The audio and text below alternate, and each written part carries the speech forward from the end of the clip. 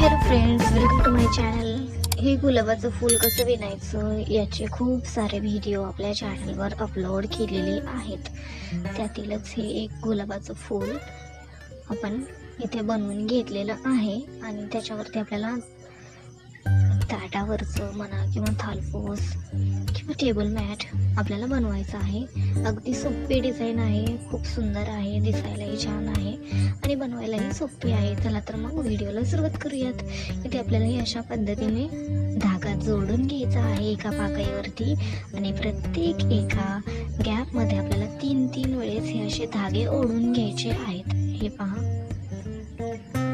6 एका पाकळीचे आपण 6 म्हणजे 5 डबल क्रोशे आणि एक हाफ अर्धा खांब किंवा सिंगल क्रोशा होता, ते टोटल आपण 6 धरू. त्या 6 वरती आपल्याला असे टोटल 3-3 वेळेस असे धागे ओढून घ्यायचे आहेत. एक पाकळी पूर्ण आपल्याला अशी जो आपली क्रोशाचं हुक आहे त्याच्यावरती हे अशा पद्धतीने ओढून घ्यायचे आहेत 3-3 वेळेस धागे आणि त्यानंतर आपल्याला 2-2 धागे एक हे पहा स्लिप स्टिच आणि लॉक करायचे. नंतर एक प्रत्येक धागा वेगवेगळ्या म्हणजेच प्रत्येकी 2-2 धागे जे आहेत ते आपल्याला हे अशा पद्धतीने लॉक करून घ्यायचे आहेत. एक धागा लॉक म्हणजे 2 धाग्यांचं एक धरू आपण, ते लॉक करून झालं की दुसऱ्या वेळेस सीवर म्हणजे क्रोशाच्या हुकवरती आपल्याला अशा पद्धतीने धागा घ्यायचा आणि असं लॉक करायचं. धागा लॉक, नंतर पुन्हा धागा पुन्हा लॉक, हे अशा पद्धतीने आपल्याला बनवायचं आहे. आणि हे असंच बनवून आपल्याला रिटर्न हे असं आपण रिटर्न आलो म्हणजे वापस आलो तर आता आपल्याला सिंगल क्रोशांनी आपल्याला पुढे जायचं आणि नंतर पुढची पाकळी अशाच पद्धतीने विणायला घ्यायची. सीवरती असे 6 म्हणजे एका पाकळीचे 6 वेळेस आपण हे असे एका गॅपमधून 3-3 असं आपण टोटल 6 वेळेस धागे बनवून घेऊ. त्यानंतर हे अशाच पद्धतीने रिटर्न यायचं, धागे लॉक करायचे, पुन्हा पुढे जायचं. हे अशा पद्धतीने आपल्याला विणून घ्यायचं आहे. पूर्ण डिझाईन ही याच बेसवर आपली अवलंबून आहे. आता पुढे जायचं आहे आपल्याला. हे पहा, सिंगल क्रोशाने हे असं पुढे जायचं. याच पद्धतीने पूर्ण जी टेबल मॅटची जी डिझाईन आहे ती अशीच आपल्याला विणून घ्यायची आहे. आणि पूर्ण जे सर्कल आहे हे विणून झाल्यानंतर आपण नंतर लाल कलर जोडून घेणार आहोत आणि त्याने आपण हाफ डबल क्रोशा विणणार आहोत. जर तुम्हाला इथे हाफ डबल क्रोशा नको असेल तर तुम्ही काय करायचं, डबल क्रोशाने डिझाईन बनवायची रेड कलरची, लाल कलरची. त्यामुळे टेबल मॅटचा लुक जो आहे तो खूप सुंदर दिसेल. इथे मी हाफ डबल क्रोशाने विणणार आहे.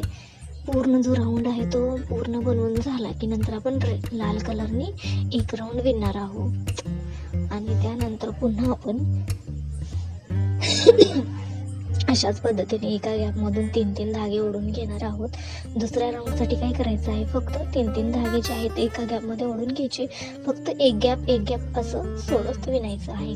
पूर्ण जे आपले म्हणजे आपण हाफ डबल क्रोशे विणलेले आहेत त्याच्यावरती विणायचं नाहीये, एक गॅप सोडायचा आहे जेणेकरून नंतर या टेबल मॅटचा जो आकार आहे तो व्यवस्थित राहील. यासाठी एक गॅप सोडून नंतरच असे 3-3 धागे एकाच हाफ डबल क्रोशावरती नंतर ओढून घ्यायची. नंतर शेवटीचा जो आहे तो 2च राऊंडचा आपण इथे थालपोस किंवा टेबल मॅट विणणार आहोत. तुम्हाला जर यापेक्षा मोठं हवं असेल तर तुम्ही आणखी याच पद्धतीने वाढवू शकतात. एक गॅप ठेवायचं आणि पुढे विणायचं. असं जर तुम्हाला आणखी 3 किंवा 4 राऊंडचं हवं असेल तर तुम्ही 2 राऊंडमध्येच खूप मोठं होतं. तुम्हाला जर मोठं हवं असेल तर तुम्ही 3 राऊंडचं विणा आणि शेवटी फिनिशिंगसाठी डबल क्रोशांनी बॉर्डर विणायची, लाल कलरचा एक राऊंड आणि हिरव्या कलरने हाफ डबल क्रोशे असं एक राऊंड विणायचा आणि आपलं टेबल मॅट तयार होईल. आवडत असतील तर लटकन लावा, अन्यथा हे असंच सुंदर दिसतं. व्हिडिओ आवडत असेल तर लाईक करत जा, शेअर करत जा, व्हिडिओला कमेंट्स करत जा आणि चॅनलला सबस्क्राईबही नक्की करा. तुम्ही व्हिडिओ पाहतात पण चॅनलला सबस्क्राईब करत नाहीत, सो प्लीज चॅनलला सबस्क्राईब करा आणि सपोर्ट करा. विणकाम विशेष असेच नवनवीन व्हिडिओ पाहण्यासाठी शिकण्यासाठी आपल्या या चॅनलला सबस्क्राईब करून ठेवा. खूप सुंदर असे आपण व्हिडिओ आपल्या चॅनलवर शेअर करणार आहोत. सो आपल्या चॅनलला सबस्क्राईब करून ठेवा. हे पहा, हा पहिलं जी पाकळी आहे ती विणून झाली, दुसरी विणून झाली की आता आपल्याला पुढे जायचं आहे. आपण दोन धागे म्हणजे तीन धागे लॉक करून घेतलेत. आता आपण रिटर्न आलेलो आहोत, पाठीमागे आलोत. आता आपल्याला पुढे जायचं आहे. त्यासाठी सिंगल क्रोशेने कंटिन्यू करायचं आणि नंतर पुढे सेम याच पद्धतीने असं विणून घ्या.